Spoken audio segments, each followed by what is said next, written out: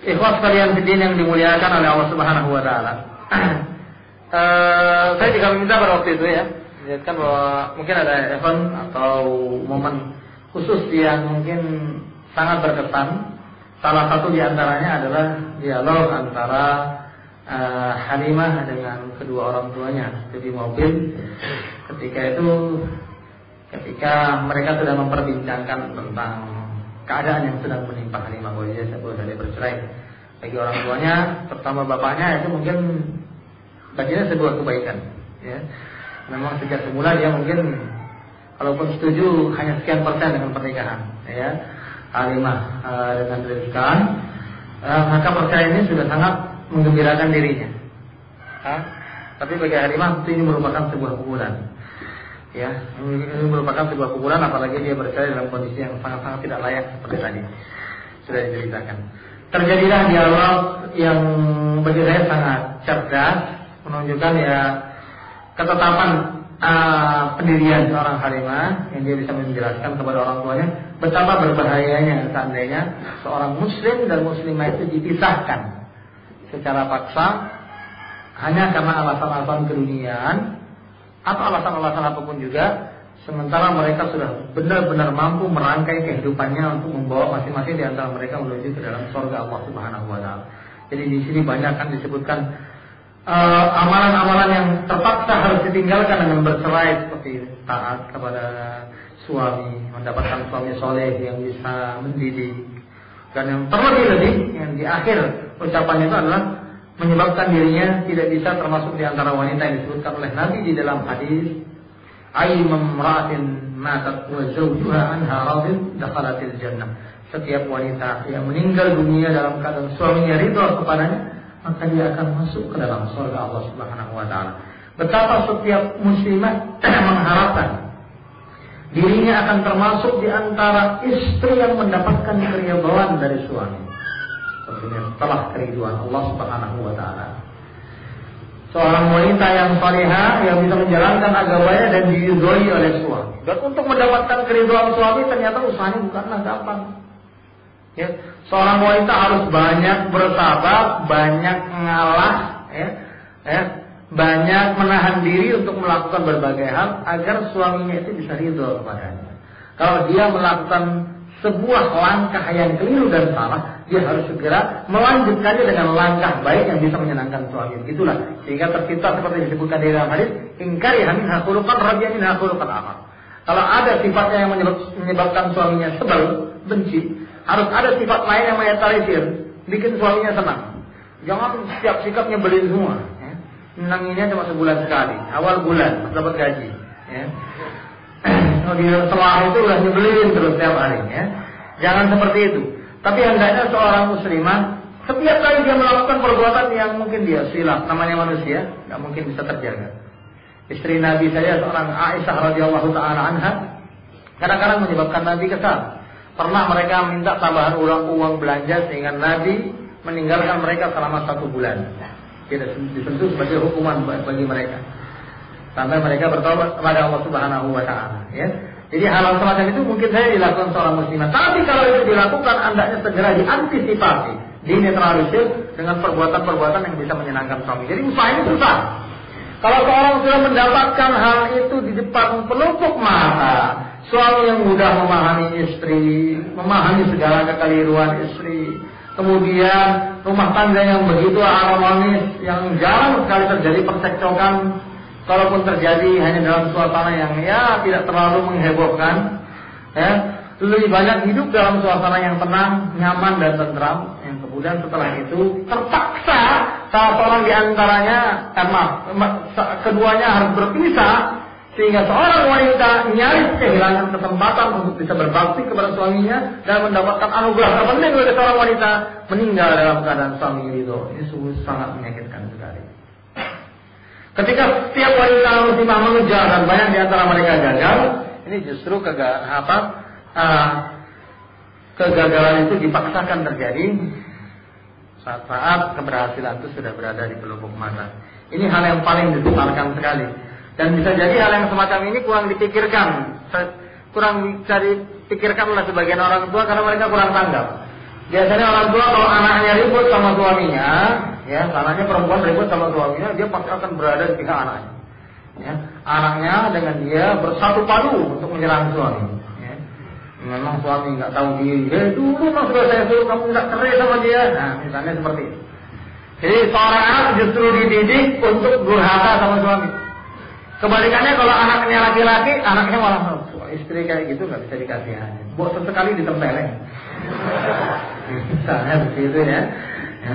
Ya orang tua malah ngajarin anaknya, kamu ceraikan aja, biar dia tahu rasa, biar dia tahu namanya perempuan bukan cuma dia saja di dunia ini. Nah, orang tua biasanya kan cenderung seperti itu. Kalau sekali misalnya seorang orang tua punya anak perempuan berkelahi ribut dengan suaminya, kamu nggak boleh keras begitu, ya harus mengalah. Dia suami kamu, bagaimanapun hanya ini satu hal yang jarang. Ya, padahal itulah yang sangat dibutuhkan untuk membantu keharmonisan kehidupan pasangan suami istri. Maka kondisi orang tua istri itu juga faktor yang dominan yang harus diperhatikan ketika seorang menginginkan kehidupan yang nyaman dan harmonis dalam rumah tangga. Istri kita kelihatan baik, solehah, tapi orang tuanya mengerikan, ya. Yang punya segala bentuk karakter yang bisa mengacaukan kehidupan rumah tangga kita. Termasuk salah satu di antaranya tadi, ya. Mungkin saat kita menjadi konflik antara kita dengan istri, malah orang tuanya membela-bela istri untuk bersikap durhaka kepada kita. Suami saya tadi menurut saya nggak boleh keluar, gimana? Nggak usah diturutin terus. Memang orang keras kepala. Ya. Justru orang tua misalnya meskipun tahu sikap suami ini nggak pantas, tidak lah, yang namanya suami ngelarang bagaimanapun, selama itu bukan merupakan maksiat, hendaknya diturutin. Ya nanti ngomong baik-baik, lain kali jangan dilarang. Tapi sekarang dalam kondisi yang seperti ini ya mengalah saja. Hal yang semacam ini jarang sekali terjadi. Ini orang tua mendukung anaknya untuk dapat ridho suami itu jarang. Mau cari keriduan suami seperti yang dinasihatkan ada seorang wanita badiri, ya. Dalam panduan suami istri itu selalu ada, ya, cerita tersebut, ya. Berikan panduan kepada putrinya, ya. Nanti diperhatikan, ya, kemana mata suami mengarah, kemana hidungnya menghirup, ya. Jadi suasana dalam rumah itu jangan sampai masuk kamar bau bawang, ya. Masuk sana bau kunyit, ya. Mau sana sini baunya bau nggak sedap semua, ya. Itu diperhatikan. Kemana mata suami hujam, ya. Lihat sini piring berantakan, sana pakaian belum dilipat-lipat, ya.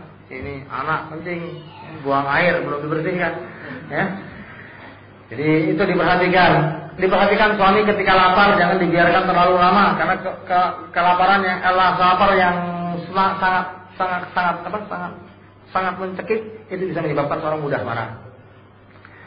Demikian juga kalau suami sedang mengantuk tidur, ya, sedang beristirahat, jangan dikit-dikit. Tuh, ada tamu. Saya mau tidur, bilang saja nanti datang lagi kemarin. Kalau tidak datang lagi ya kamu. Udah kalau nggak penting, datang lagi Pak, ini penting. Akhirnya setiap saat dibangunkan sampai orang tidur cuma 1 jam saja bangunnya sampai 5-6 kali, ya. Kan kasihan suaminya, tersiksa, ya. Nah, padahal istirahat itu bisa jadi istirahat yang sangat dicari-cari, mungkin dia kekurangan tidur dan lain sebagainya. Ini istirahat yang betul-betul waktu yang sangat dibutuhkan untuk beristirahat agar bisa bekerja lagi, beraktivitas lagi untuk kebutuhan rumah tangga dan kebutuhan mereka bersama. Tapi diganggu, ya. Jadi di nasihat wanita baru itu saya diperhatikan itu kan. Ketika suami mau tidur, ya, suami mau makan. Kemudian juga ketika suami bergembira, ya, hendaknya si istri ikut bergembira, ya, supaya suami senang. Enggak suaminya ketawa-tawa, enggak suami istrinya merengut terus, berubah, ya. Suasananya dari suasana yang nyaman jadi tidak nyaman. Ya. Atau kebalikannya suami sedang sedih malah diketawain, ya. Ini malah marah-marah, ya. Jadi suami sedih ya ikutlah pura-pura sedih meskipun dalam hati belum ngerti persoalan, ya. Segera pura-pura merasa sedih. Ini hal-hal yang dibutuhkan oleh seorang wanita untuk membuat suaminya ridho, kan begitu. Memang ada suami yang bisa ridho dengan segala bentuk kekurangan istrinya, ya, dengan segala bentuk ketidakserasian, dengan segala bentuk pelanggaran yang dilakukan istri.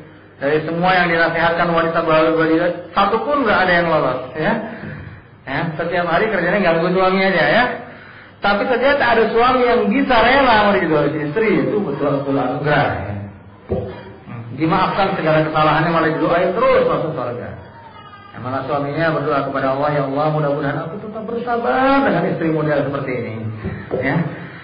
Ya, jadi suaminya juga makin banyak pahalanya, ya dosa istrinya pun dimaafkan. Ya, berdoa saja ya punya suami yang seperti ini. Ya. Ya, biar nggak banyak masalah ya dalam rumah tangga. Tapi yang ianya mendapatkan keriduan suami itu perjuangan sangat berat dan itu hilang dari diri Halimah minimal pada saat itu. Ikhwah sekalian yang dimuliakan oleh Allah Subhanahu wa taala, ya sebagai penutup singkat saja untuk yang akhir ini, ya sisanya nanti bisa dilihat dan dibaca sendiri. Takdir yang menentukan bahwa setelah akhirnya Halimah kembali menjadi istri Rizqan, mereka kembali mengarungi kehidupan rumah tangga sebagai suami istri. Tapi sayang jangka waktunya tidak panjang karena kemudian Halimah dipanggil oleh Allah Subhanahu wa taala. Ini salah satu di antara misteri ajal, misteri takdir yang tidak bisa ditebak. Tapi ada satu hal yang sangat baik yang patut kita contoh, ya pohon Halimah berusaha agar dalam waktu yang demikian singkat dia bisa mendapatkan keridhaan suami, satu hal yang sangat dicita-citakan. Orang yang merindukan surga pasti akan mendapatkannya. Nah, orang yang karena Nabi SAW sudah menegaskan ya, kullu ummati yadkhuluna jannah illa man aba. Orang setiap umatku pasti masuk surga. Berarti orang yang merindukan surga pasti akan masuk surga. Kecuali yang nggak mau, itu berarti yang nggak merindukan surga. Ya, selalu saja keinginan sedikit untuk ke surga itu langsung ditepis dengan keinginan memperturutkan syahwat. Selalu kalah. Itulah orang yang akhirnya masuk ke dalam neraka Allah Subhanahu wa taala. Ya, meskipun dia beriman, meskipun dia bertauhid, tapi dia lebih banyak memperturutkan hawa nafsu. Meskipun suatu saat dia akan masuk ke dalam surga Allah Subhanahu wa taala, tapi dia harus mencicipi terlebih dahulu siksa neraka. Orang-orang yang merindukan surga dalam arti sesungguhnya pasti akan memasukinya. Meskipun mungkin dilalui oleh beberapa fase kehidupan yang seolah-olah akan mencelakakan dia. Sebagian di antara orang yang hidup di zaman Nabi ada yang mengalami fase kemurtadan. Kemudian dia akhirnya kembali masuk Islam dan mati sebagai muslim. Mati sebagai salah seorang sahabat Nabi SAW, bahkan mati sebagai orang yang syahid di jalan Allah. Diselingi dengan kemurtadan. Tapi kalau memang sudah takdirnya dia masuk ke dalam surga, akan masuk ke dalam surga juga. Ada sebagian di antara sahabat masuk Islam. Salah seorang di antara sahabat Nabi itu Amr bin As mengatakan, ketika aku pertama kali masuk Islam, hilanglah segala kedukaan yang ada dalam diriku. Terbayanglah dalam hidup dalam mataku kebahagiaan dunia dan kebahagiaan akhirat. Surga selalu membayang-bayang di pelupuk mata. Namun di suatu masa aku sempat merasakan kehilangan dari perasaan tersebut. Ketika aku tergoda oleh keduniaan, sehingga bayangan surga itu semakin kabur, aku sering merasakan kesedihan di dalam hati. Maka di penghujung hidupku ini, aku ingin mendapatkan kebahagiaan itu kembali. Ini yang diceritakan dalam sejarah Amr bin As, itu di akhir-akhir masa kehidupan beliau. Ya, jadi ada fase di tengah-tengah kehidupan Amr bin As yang diselimuti juga dengan kabut, yang menyebabkan dia kehilangan sebagian di antara kebahagiaan, yang dia menganggap surga sudah semakin jauh dari dirinya. Tapi karena ketakwaannya kepada Allah, keikhlasannya mencari surga, makanya akhirnya dia ditentukan juga oleh Allah Subhanahu wa taala, yakni untuk menutup kehidupannya dengan husnul khatimah. Ikhwan sekalian fiddin yang dimuliakan oleh Allah Subhanahu wa taala, mungkin saya cukupkan di sini saja. Jadi lebih tepat saya katakan apa yang saya sampaikan ini adalah merupakan upaya untuk mengambil bulir-bulir manfaat, ibrah dan pelajaran dari risalah.